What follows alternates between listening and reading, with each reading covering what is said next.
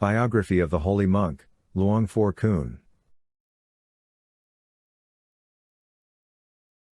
Many decades ago, there lived a holy monk Luang Phor Koon.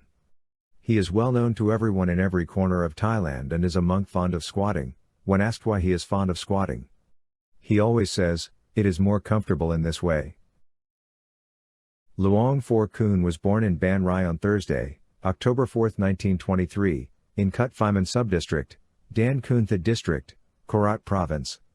He was named Koon Chat Phon Krang by his parents, who passed away during his early childhood, forcing Koon and his two younger sisters to live with an aunt's family. Koon was ordained as a monk in a local temple, where he studied Buddhist teachings and meditation under Luang Phor Dang at a nearby temple. He was given the monk's name of Parizutho. Koon also practiced Buddhist meditation with Pra Archen Kong. Luang Phor Koon was ordained as a monk at 21 at Wat Than and Hok Yai on 5 May 1944. Pra Kru Wijan Tijit was the preceptor, and Pra Kru Adagon Tong Suk was his Dharma teacher. During the summer observation vacation, Luang Phor Koon went to Wat Nong Pho to learn meditation under the master Luang Phor Dang to further his studies on Buddhist philosophies. Luang Phor Koon stayed in the temple to study Dharma under Luang Phor Dang. From there, he learned Dharma, Samadhi, and Vicha, magical practices. Koon was very diligent, and he studied hard. After that, Luang Phor Dang told him that he had acquired a firm foundation against basic mediation and the Sanskrit language, and it's time for him to seek another renowned master to further his knowledge. He then introduced a high-ranking monk Pra Archen Kong, a forest-dwelling Thudong monk. Specializes in meditation teaching, forest wandering, and magical practices. A forest monk whom Luang Phor Koon had to accompany on long journeys in the jungles, climbing the mountain and walking across districts to practice the spiritual powers on remote mountain peaks. Luang Phor Koon studied magic under the close supervision of Archen Kong, a magic specialist, becoming the only student to inherit magical knowledge and practices from his teacher. With his master, Luang Phor Koon wandered as a dong, or itinerant forest monk, for many years in northeast Thailand, Laos, and Cambodia. Besides magical practice, Archen Kong taught Luang Phor Koon the technique of inserting tok root into a person's arm. After learning everything from Archen Kong, he bid farewell. He decided to go to Thudong alone to cultivate Buddhist precepts in the deep mountain. Luang Phor Koon's experiences as a forest monk, learning and practicing magical incantations, are the foundation for his wisdom and vision. One day when Luang Phor Koon went to Thudong and reached Buffalo Mountain, located in southern Laos, as the time that forest spirits tested Luang Phor Koon's magical knowledge. This tropical forest and mountain range is well known as a sanctuary where famous forest monks and saints from northeast Thailand have dwelled for years. When Luang Phor Koon's experience at this mountain in the 1950s, his magical triumph over the forest spirits in this sacred mountain. When Luang Phor Koon arrived at the mountain pass, villagers inhabiting that area reminded him of fierce attacks by guardian spirits and dangerous wild animals. They begged him not to enter the forest area for his safety. But Luang Phor Koon disagreed. He considered the mountain and deep forest the best learning place for Buddhist monks. Monks need this natural sanctuary to practice meditation and observe Buddhist precepts. Koon replied to the villagers, "Human or animal life depends on its karma. If my past karma determines that I will end my life here, I'll give up peacefully. No one ever resists their fate." The villagers knew they had failed to convince the monk, eventually giving up. But they still kept him informed of the forest spirits' attacks.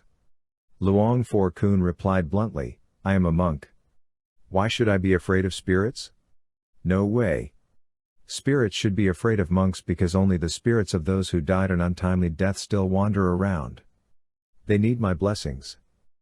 Luang Phor Koon spent that night in a cave deep in the mountain. He selected an appropriate place for himself and set up his tent. Koon paid homage to the guardian spirits and informed them of his purpose in the mountain. He also invited all wandering spirits to come out and attend his chanting session. During his night-long meditation, those spirits came and surrounded the monk. Koon recognized them as the spirits of dead villagers. They needed his blessings to be reborn in their next life.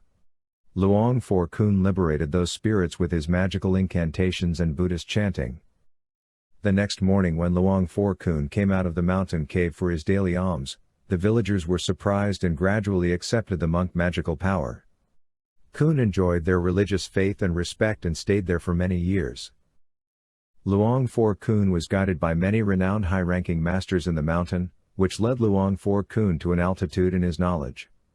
After 10 years in the forest, Koon returned to Thailand and settled at Wat Ban Rai in Korat. When Luang Phor Koon first came to Wat Ban Rai, the temple was dilapidated. There was only an old shelter, hall, and a hut where a Buddha statue was placed.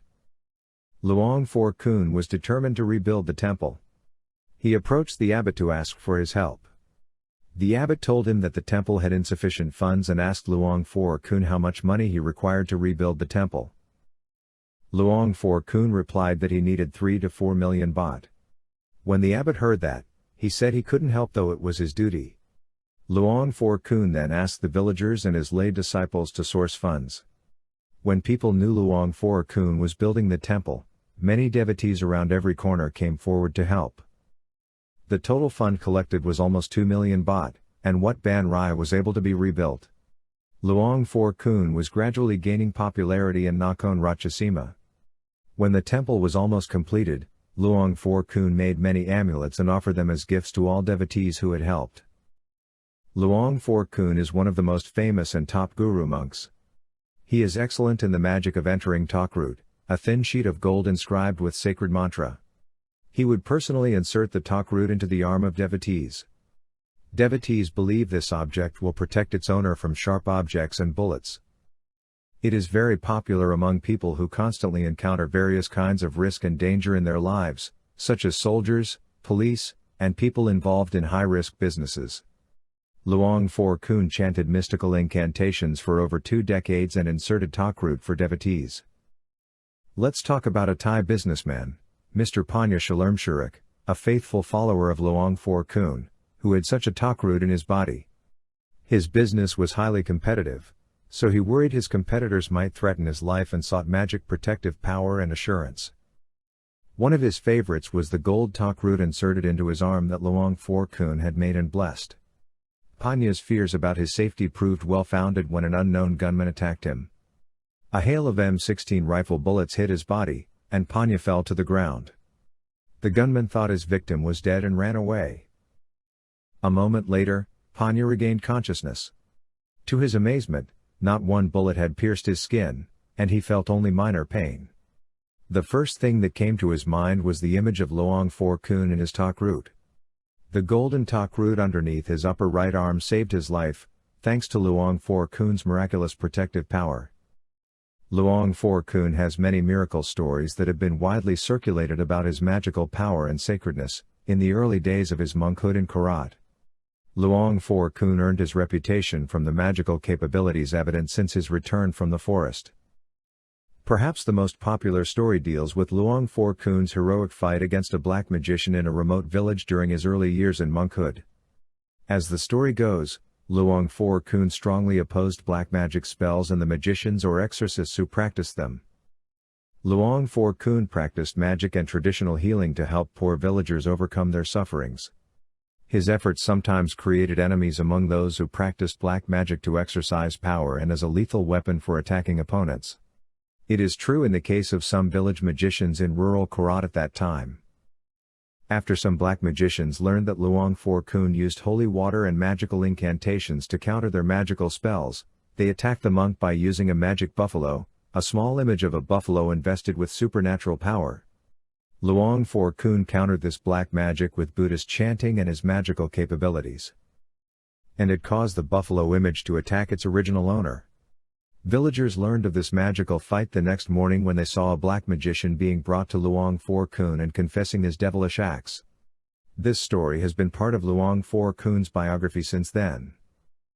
In Buddhism, Luang Phor Koon was the Buddhist monk who assumed this role, considered qualified to receive generosity from devotees, thereby generating merit for them. He devoted funds from all faithful devotees to the temple and contributed to build schools, temples, and hospitals in Nakhon Ratchasima. During his lifetime, Luang Phor Koon inserted many talk route for devotees in the early 90s, and stopped due to his poor health, and passed away on May 16, 2015 at 92. If you wish to offer prayer to Luang Phor Koon, when chanting, concentrate on the triple gem and Luang Phor Koon. Now let us chant the preliminary prayer. Before chanting to any Thai Buddhist statue or amulet, first, chant 3 times of this initial mantra. Namo tassa bhagavato arahato samma sambuddhassa. Namo tassa bhagavato arahato samma sambuddhassa. Namo tassa bhagavato arahato samma sambuddhassa. Namo tassa bhagavato arahato samma sambuddhassa. Repeat the following kata of Luang Phor Koon 9 times daily in the morning and evening for great blessing and protection. Ma'u yana ya. Ma'u yana ya. Ma'u yana ya. Ma'u yana ya. Ma'u yana ya. Ma'u yana ya. Ma'u yana ya. Ma'u yana ya. Ma'u yana ya. May the spirit of Luang Phor Koon bless you, surround you with his holy presence, and walk along with you every day of your life. Luang Phor Koon last farewell. At that time, when Luang Phor Koon's health deteriorated, Luang Phor Koon drew up a will that genuinely reflected the mind of the person who clings to nothing. Following his written will, his body was donated to Koon University, KKU, for medical studies. And he also requested that his body be cremated, and the ashes be scattered on the Mekong River to avoid his mortal remains becoming a burden to others, to ensure no one took advantage of them and to prevent conflict among his disciples. His ashes were then collected and taken to the riverside of Nong Khai province for scattering into the Mekong River. Luang Phor Koon, who spent 70 years in monkhood, is best known for his squatting style.